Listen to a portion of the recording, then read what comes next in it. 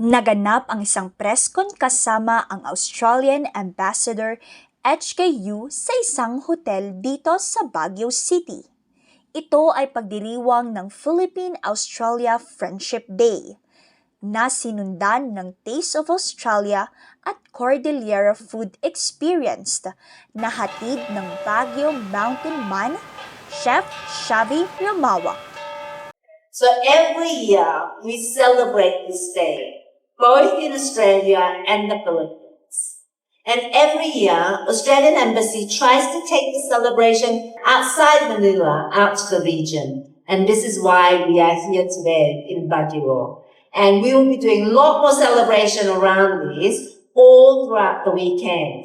Bumida rin dito ang isang menu ni Chef Xavi na tinawag na Hey Mate, a Fest for Friends, kung saan tampok dito ang dekalidad na Australian meat, wines and dairy, Cordillera del, local seafood na may bash tacker herbs, at locally grown ingredients sa isang Cordillera open-fire kitchen.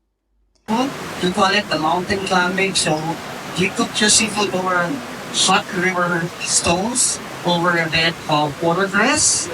And also we prepare a local red snapper, salt crusted. So we bake your fish burning in salt and then cook it open fire. That's why we look so messy today. Hindi lang pinaghalong mga steaks, karne, o local seafoods with a twist of Cordilleran and Australian cuisine ang inihanda. May mga iba't ibang prutas at gulay din na galing Australia at lokal na produkto ng Cordillera. Namangha at ikinagalak ng Australian Ambassador ang kanyang pagtikim sa pinaghalong pagkain.